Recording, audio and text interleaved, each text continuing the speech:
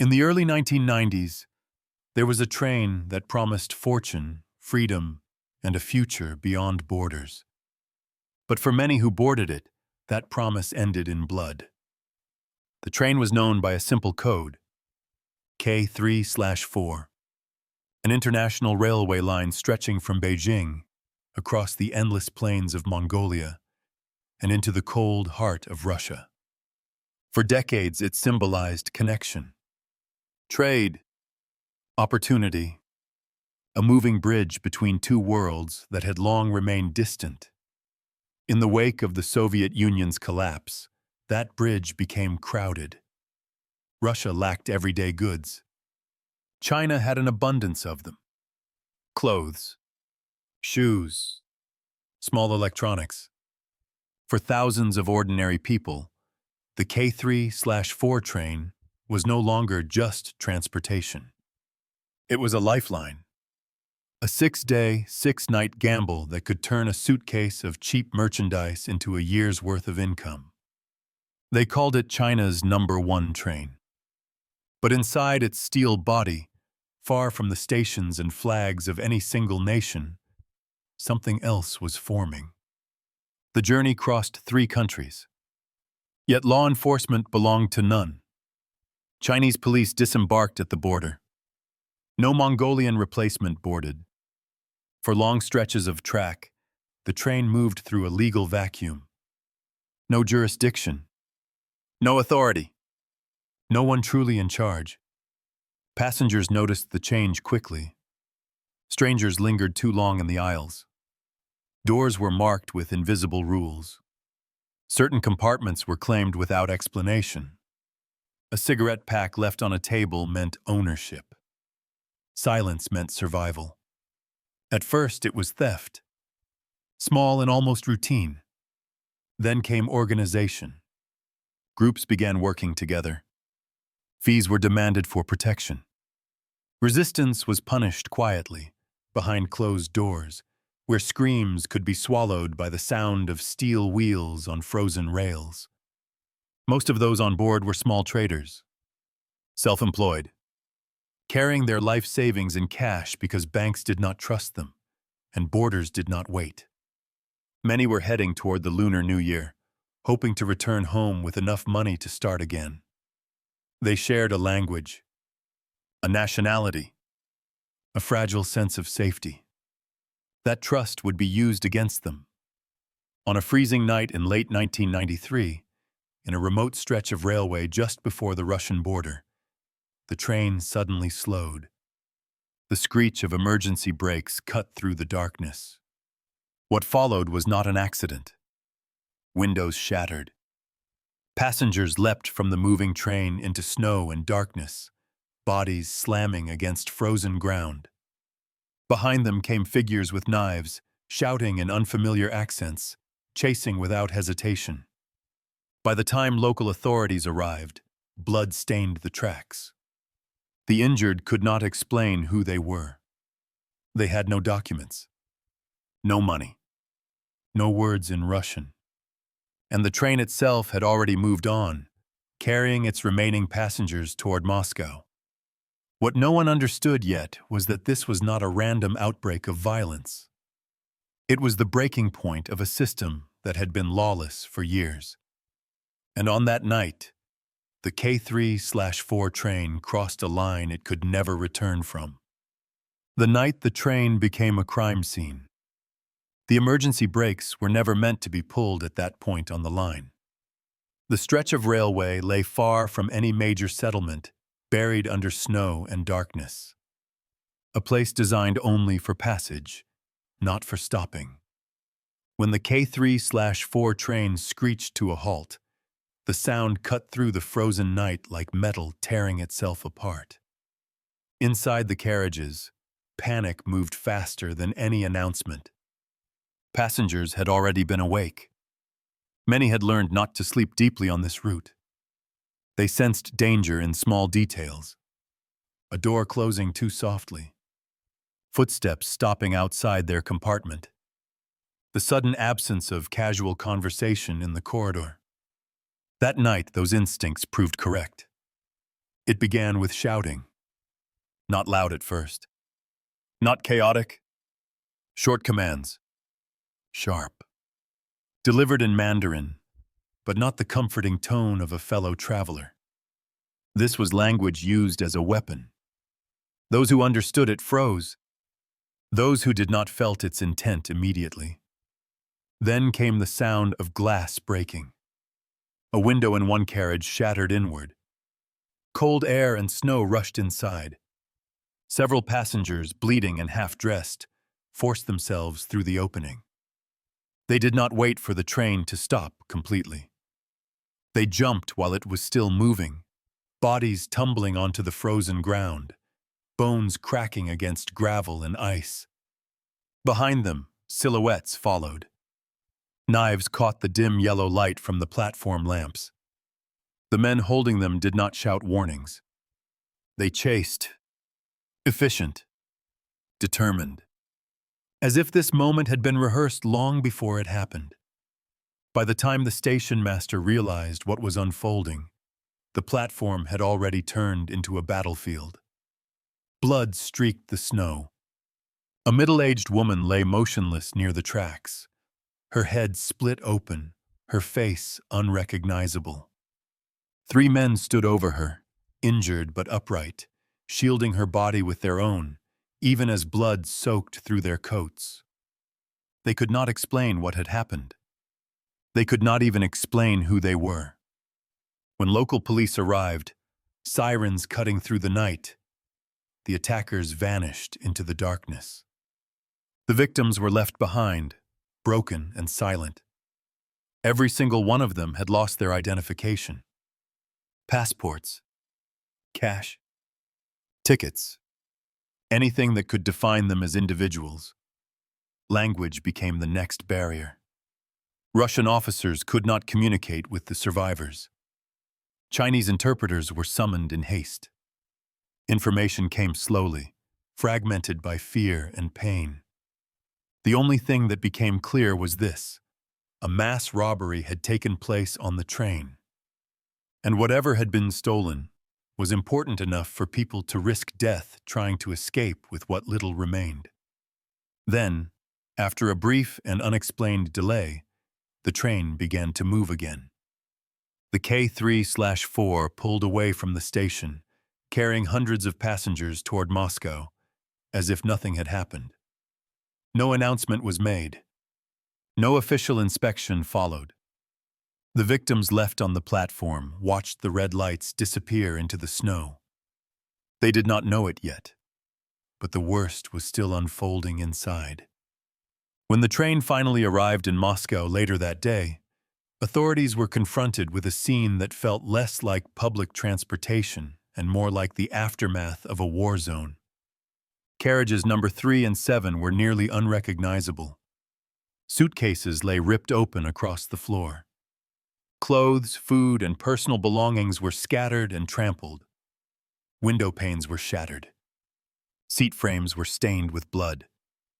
Deep scratch marks covered the walls and partitions, as if someone had clawed at them in desperation. Around 20 Chinese passengers sat or lay where they had been left.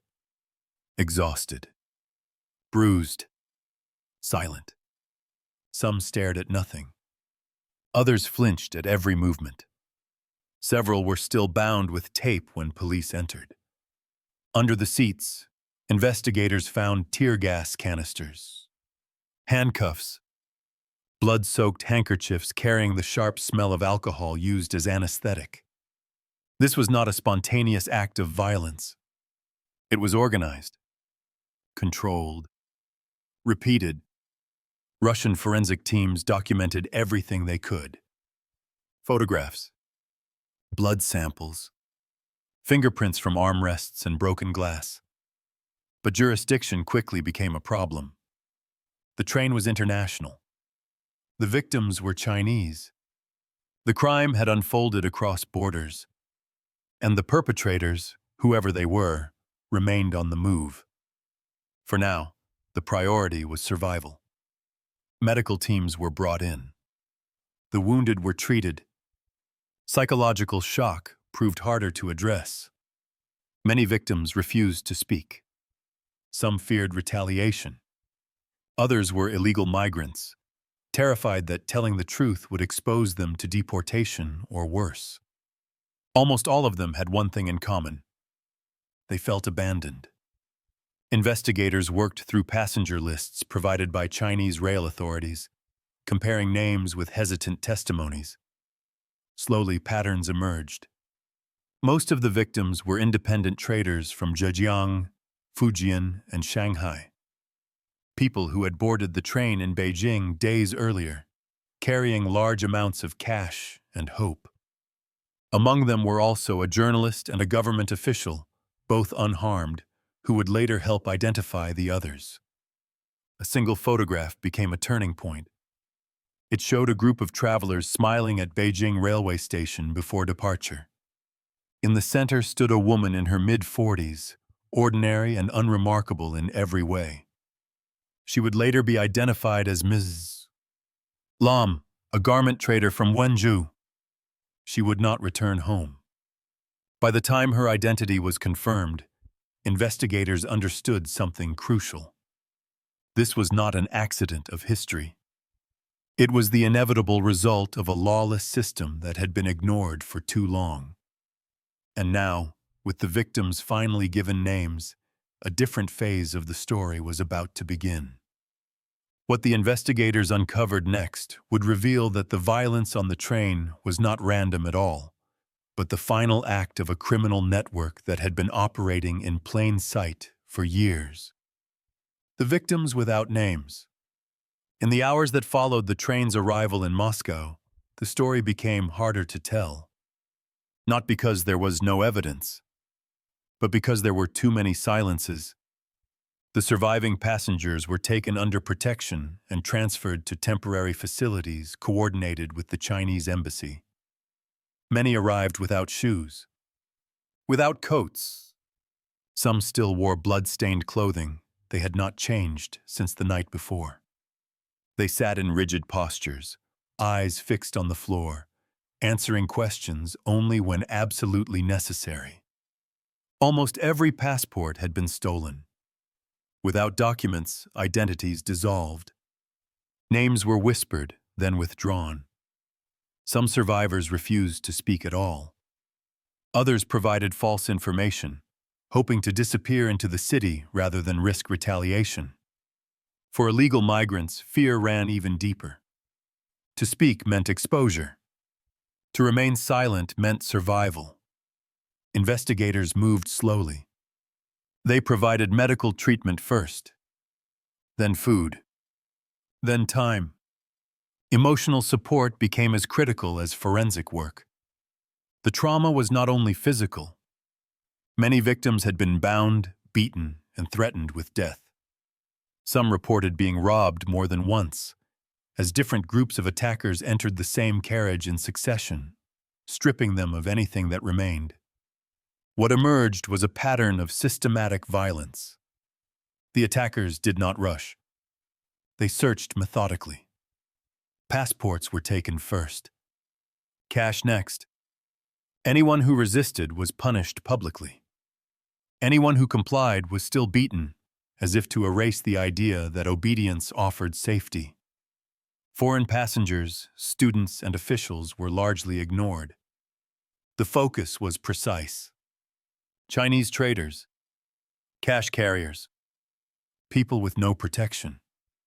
As investigators compared passenger purchase records from Beijing with survivor accounts, fragments began to connect. Most of the victims had boarded the train on October 26th. They came primarily from Zhejiang, Fujian, and Shanghai. Self-employed traders who traveled this route regularly, often alone, often carrying tens of thousands of United States dollars in cash. One detail stood out. A woman had not survived. She was identified through a photograph found in the remaining luggage of one of the injured. Taken at Beijing railway station before departure, it showed a group of traders standing close together, smiling with the nervous optimism of people about to risk everything. In the center stood a middle-aged woman, approximately 45 years old. Her name was Lam. She came from Wenzhou, a city known for its entrepreneurial culture and relentless small traders. She worked in garment manufacturing.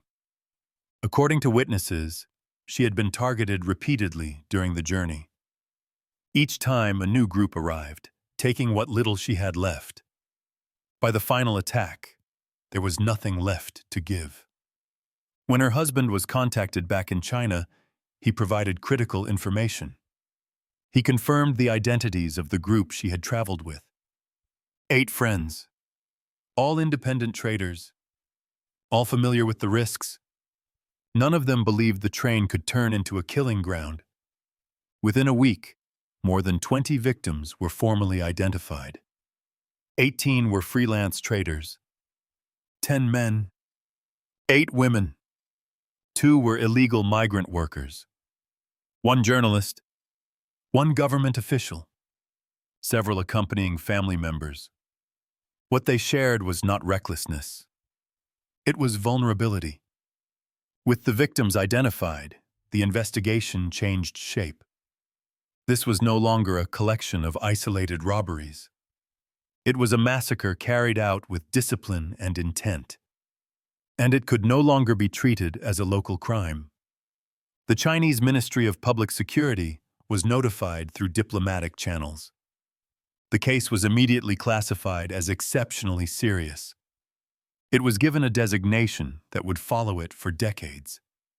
Special Case 526. An emergency meeting was convened in Beijing.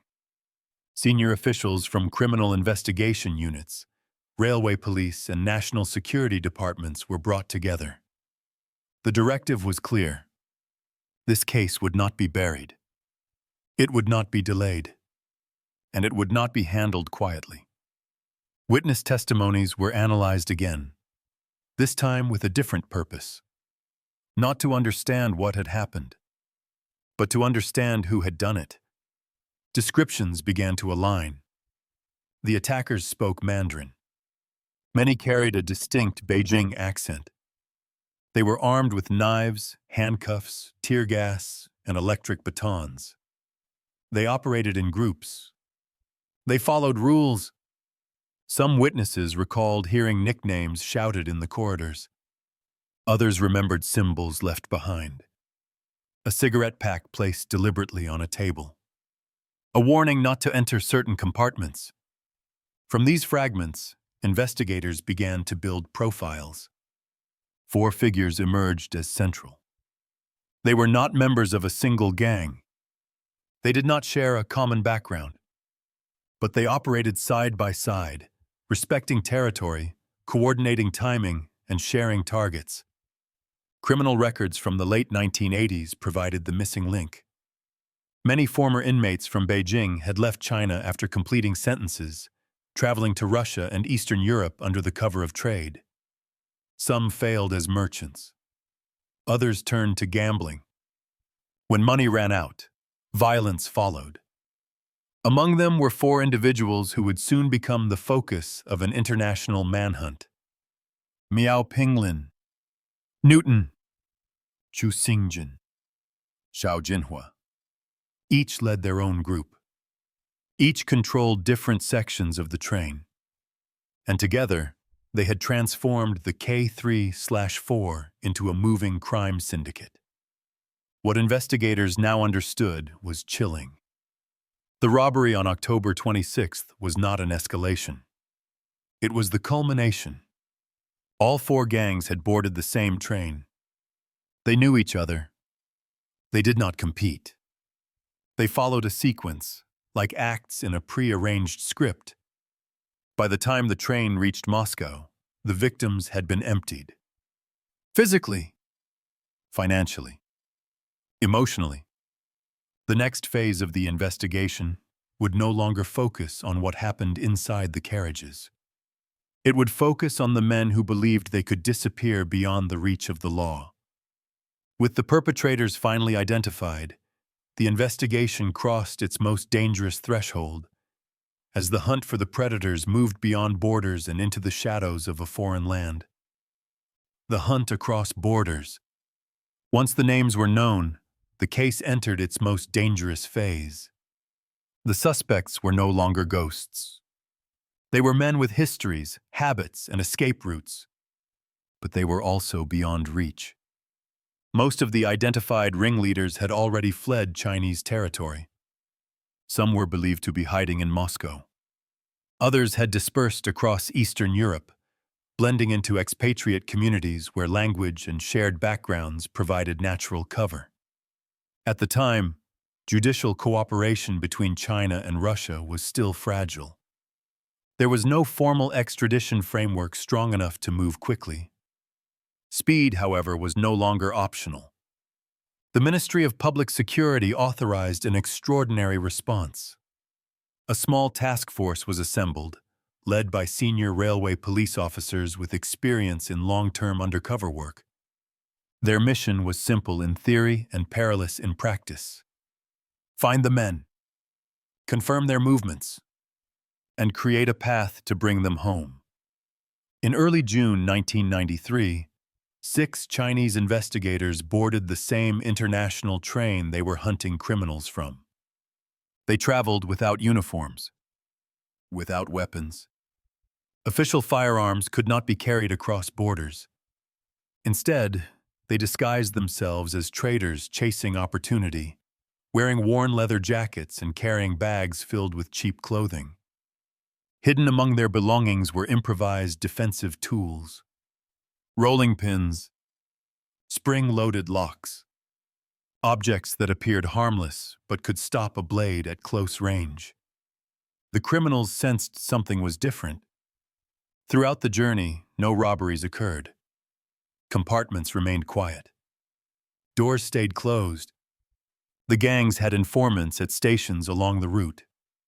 Word had traveled faster than the train itself. The team arrived in Moscow empty-handed, but not blind. Within days, they began building an intelligence network inside the local Chinese community.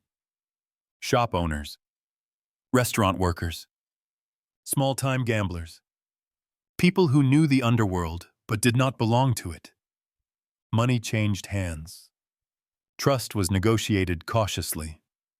Every lead was verified twice. Then came an unexpected opportunity. A young woman named Chan Tran, known to some as the girlfriend of the gang leader Newton, had been on the train. She was young, observant, and far less disciplined than the men she followed. One of the investigators approached her casually, posing as a fellow trader. Over time, conversation replaced suspicion. She revealed something critical. Newton was planning another robbery. This time not on a train, but inside a Moscow casino. Chinese police could not make arrests on foreign soil, but they could guide those who could. Through an intermediary connected to the criminal world, information was quietly passed to a local Moscow police station.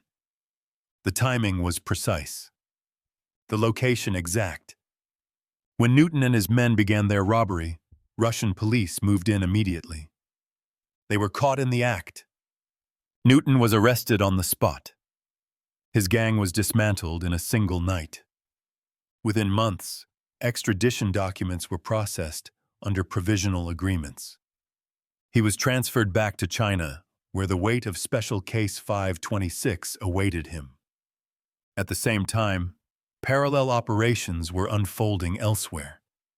In Beijing and border regions, Chinese authorities raided known hideouts connected to railway robberies. More than 70 suspects were detained. Some were minor participants. Others were veterans of similar crimes. Each arrest narrowed the circle. 2 of the remaining ringleaders, Zhao Jinhua and Zhu Xingjin, were apprehended in the Mongolian capital and handed over shortly after. Their capture sent shockwaves through the criminal networks that had once ruled the train corridors. Only one name remained at the top of the list: Miao Pinglin. He was different from the others. Older, more cautious, more patient. After the massacre, he disappeared completely, moving between countries, avoiding patterns, trusting no one. Intelligence suggested he was hiding in Ukraine, then possibly returned to Moscow under a false identity. The task force stayed. Months passed. Leads dried up. Then, in August, a message arrived through a trusted informant known only as Old Changjiang. Miao had returned. He was hiding in a rented apartment on the outskirts of Moscow. He planned to stay only briefly before fleeing again. There would be no second chance. A plan was devised with careful restraint. The informant was instructed to invite Miao to drink late into the night. If Miao fell asleep, a simple signal would be placed on the windowsill. Just before dawn, the team took positions among the trees near the building, blending into the early morning stillness. At precisely 7 o'clock, the signal appeared. They moved immediately. The door was forced open. Miao and his 2 remaining accomplices were still asleep. Within minutes, they were restrained. Under their pillows, investigators found daggers and homemade firearms, ready for use if the arrest had been delayed even seconds longer. Miao Pinglin was escorted back to China under heavy security. The hunt was over. Or so it seemed. With all 4 ringleaders finally in custody, the case moved toward judgment, where the consequences of that night on the train would be decided in full view of the law. The trial did not take place in a grand courthouse. Given the scale of the case and the danger posed by the defendants, the Beijing Railway Intermediate People's Court convened inside a detention facility. Security was overwhelming. Armed officers lined every corridor. Families of victims and defendants were kept apart. The atmosphere was heavy, silent, and final. More than 60 defendants stood trial at once. The indictment stretched hundreds of pages, detailing each robbery, each act of violence, each moment of terror inflicted on passengers between October and late October 1993. The court reconstructed the crimes compartment by compartment, train by train, following the path of money, blood, and fear across borders. The evidence was exhaustive. Witness testimonies, forensic reports, recovered weapons, confessions obtained after months of interrogation. There was no room left for denial. The verdicts reflected the gravity of what had happened. 31 defendants identified as key perpetrators received sentences ranging from life imprisonment to death. Among them were the 4 ringleaders whose names had become synonymous with the nightmare on the K3/4 train. Miao Pinglin, Newton, Zhao Jinhua, Zhu Xingjin. All 4 were sentenced to death. As the sentences were read, reactions varied. Some defendants collapsed. Others stood motionless, as if the words no longer reached them. Miao lowered his head and whispered to himself. Newton froze, then erupted in rage. Zhao Jinhua and Zhu Xingjin fainted where they stood. Months later, the sentences were carried out quietly. There were no public announcements. No ceremonies. Justice, in this case, arrived without spectacle. For the families of the victims, it brought closure, but not peace. Nothing could return what had been taken from them on that frozen night. The legal process did not end there. 5 fugitives connected to the case remained at large for years. One by one, they were tracked down. The last was apprehended nearly 2 decades later, in 2011. In 2012, he faced trial and received a prison sentence that acknowledged both his crimes and the passage of time. The message was clear. Time does not erase responsibility. The impact of the case reached beyond the courtroom. It exposed fatal weaknesses in international transport security. It forced China and Russia to strengthen judicial cooperation and information sharing. Protocols were rewritten. Gaps were closed. The lawless vacuum that once existed along the railway line was dismantled piece by piece. Today, the Beijing to Moscow train still runs.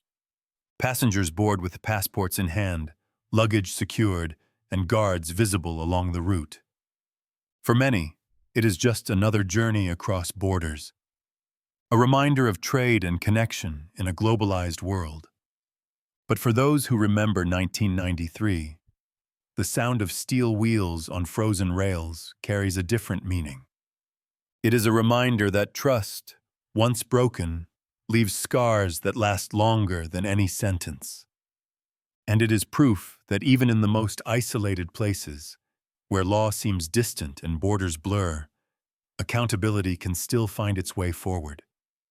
The train still moves, but it no longer belongs to the shadows.